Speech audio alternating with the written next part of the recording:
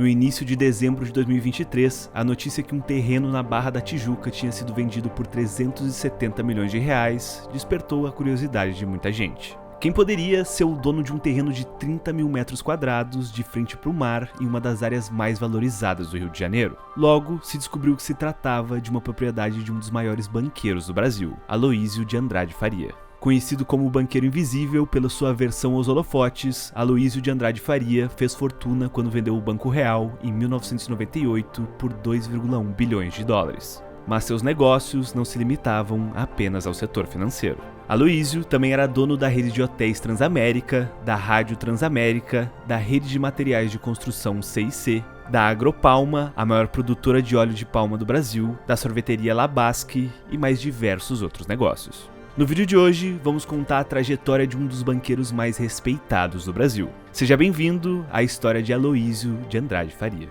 Mas antes, por favor, não se esqueça, já deixa teu like no vídeo, se inscreve no canal e ativa as notificações. Toda semana, as curiosidades mais interessantes do mundo dos negócios você encontra aqui no Curioso Mercado.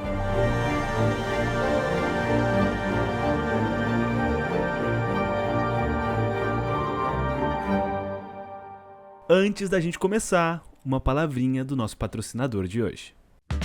Seja qual for seu projeto, ele fica ainda melhor com o site. Apresentamos o criador de sites da Hostinger, um construtor de sites rápido, fácil de usar e otimizado para quem procura sucesso online. Depois de escolher um template, é só arrastar e soltar os elementos no lugar que preferir. Quer vender online? O criador de sites tem uma grande variedade de recursos para lojas virtuais, e tudo isso sem nenhuma taxa de comissão. Comece a ganhar dinheiro agora mesmo. Quer se destacar? Use nosso gerador de palavras-chave para otimizar o SEO do seu site nos mecanismos de busca. Crie uma identidade visual para o seu site com o nosso criador de logo e encontre o tom de voz perfeito usando o nosso gerador de textos. Saiba como chamar a atenção do seu público usando o nosso mapa de calor. Conte com a gente na sua jornada. Criador de sites da Hostinger. Criar um site ficou tão fácil quanto contar até 3. 3, 2, online.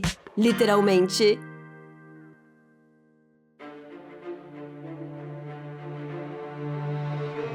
Aloísio de Andrade Faria nasceu no dia 9 de novembro de 1920 em Belo Horizonte, Minas Gerais. Seu pai, Clemente Soares Faria, foi fundador do Banco da Lavoura de Minas Gerais em 1925. Além disso, ele também foi deputado estadual e federal pelo estado de Minas Gerais. Aloísio, porém, não quis seguir os passos do pai. Nem como político e nem como banqueiro, ele preferiu cursar medicina na Universidade Federal de Minas Gerais. Ele se formou em 1944 e se especializou em gastroenterologia pela Universidade de Northwestern de Chicago. Ao retornar ao Brasil, montou seu próprio consultório em Belo Horizonte, onde trabalhou por 2 anos. Quando seu pai morreu de pneumonia em 1948, Aloísio teve que assumir o comando do banco ao lado de seu irmão Gilberto. Durante 6 meses, trabalhava em um hospital pela manhã e à tarde trabalhava no banco. Como não conseguiu conciliar as duas carreiras, acabou optando por abandonar a medicina. Sob seu comando, o Banco da Lavoura passou por um forte período de expansão e ficou marcado pelo pioneirismo.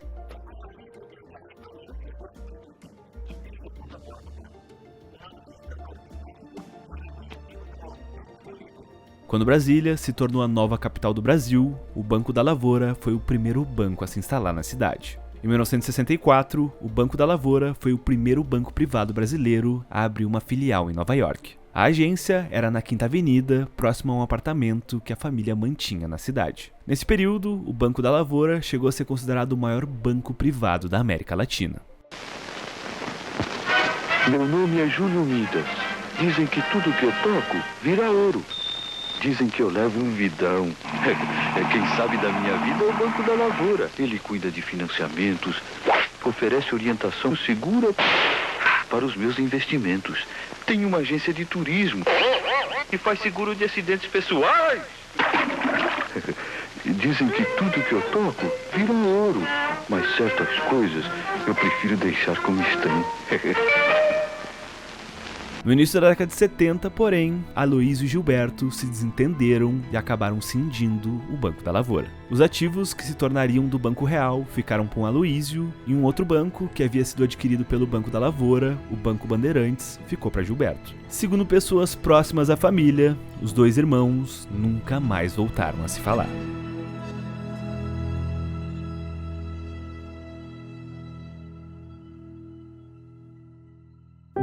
Com Com apenas Aloysio no comando do banco, que passou a se chamar Banco Real em 1971, a instituição financeira entrou em uma nova fase de expansão. Entre os anos 70 e 90, o Dr. Aloysio, como era conhecido por todos, construiu discretamente um império empresarial. Tamanha descrição que lhe rendeu o apelido de Banqueiro Invisível. Além das operações financeiras, nas quais o Banco Real aumentou sua atuação tanto no varejo quanto no atacado, com unidades de banco e de investimento, distribuidora de valores e arrendamento mercantil, Aloysio também passou a investir em outros setores. Em 1972, fundou a rede de hotéis Transamérica, que inaugurou sua primeira unidade em São Paulo. Inclusive, o terreno de 370 milhões de reais vendido no Rio de Janeiro, que citamos no começo do vídeo, foi comprado pelo banqueiro para construir um hotel da Transamérica em 1989. Outro negócio fundado pelo banqueiro foi a rede de rádio Transamérica, criada em 1973 e que hoje é uma das maiores do país. Em 1990, a Transamérica construiu a maior torre de transmissão da América Latina e se tornou a primeira rádio do Brasil com sinal transmitido via satélite. Além do banco, da rede de hotéis e da rádio, o Dr. Aloysio ainda criaria mais outros negócios nos anos 80. Um deles é até bem curioso. Em 1980, o banqueiro estava sentindo falta de um sorvete de qualidade no Brasil. Como não tinha opções e ele gostava muito de sorvetes, ele resolveu criar o próprio sorvete. Assim surgiu a Labasque, inspirada numa marca americana chamada Howard Johnson. Inclusive, ele trouxe um técnico americano que criou a fórmula para o sorvete. 2 anos após a criação da Labasque, mais um negócio é fundado por Aloysio, a Agropalma, a maior produtora de óleo de palma do Brasil. Para você ter uma ideia da dimensão do negócio, a Agropalma é dona de 107 mil hectares de terra e em 2021 teve um faturamento de 2,3 bilhões de reais. No total, a empresa possui mais de 5 mil funcionários. Enquanto Aloysio diversificava seus negócios, o Banco Real continuava crescendo e se consolidava entre os maiores bancos do Brasil. Nos anos 90, porém, com o mercado financeiro cada vez mais globalizado e a concorrência ficando mais acirrada, Aloysio de Andrade Faria decidiu que era hora de buscar um comprador para o banco. Dessa forma, aos 78 anos, o banqueiro deu início ao processo de venda do banco no começo de 1998. Chegou a conversar com o presidente do Itaú, Roberto Setúbal, para uma potencial aquisição, mas não chegaram em um acordo em termos de preço.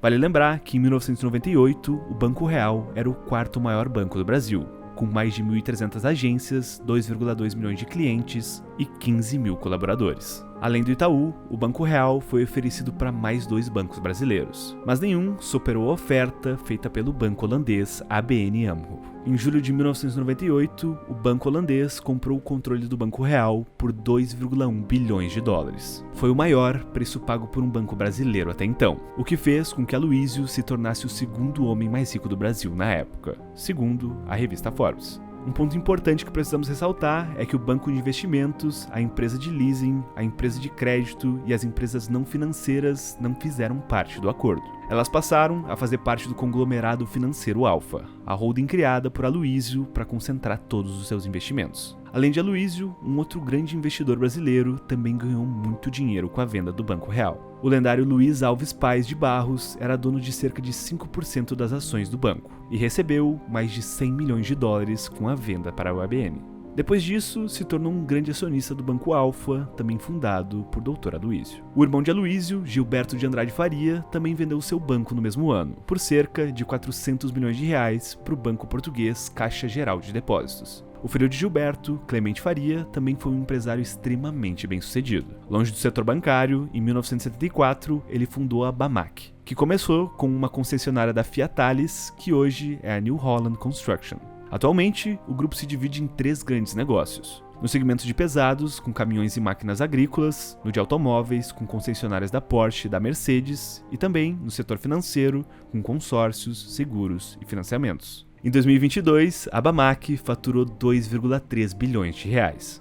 Mas, voltando aos negócios do Dr. Aloysio, a venda do Banco Real também gerou algumas polêmicas, especialmente entre os acionistas minoritários. Um desses minoritários, o advogado Eduardo Slerka, inclusive chegou a entrar na justiça contra o senhor Aloysio, acusando o banqueiro de abuso de poder em 1998. Através de uma complexa engenharia financeira envolvendo uma série de holdings, Aloysio recebeu um valor significativamente maior pelas suas ações devido ao prêmio de controle, o que acabou revoltando os demais acionistas. O processo está na justiça até hoje. Mas nem isso acabou colocando o Dr. Aloysio nos holofotes, que continuou construindo seu império silenciosamente. No final dos anos 90, comprou as redes de material de construção Conibra e Madeirense e fez uma fusão entre as duas empresas, criando assim a 6C Casa e Construção, que hoje possui 30 lojas e fatura cerca de R$1 bilhão por ano. Além da 6C, Dr. Aloysio também comprou uma série de fazendas e adquiriu a indústria de algo mineral, Águas Prata. Após a venda do Banco Real, porém, Aloysio deixou o dia a dia das suas empresas e delegou para um time de executivos de sua confiança. Sendo assim, começou a passar cada vez mais tempo na sua fazenda em Jaguariúna, no interior de São Paulo, onde criava cerca de 150 cavalos puro sangue da raça árabe.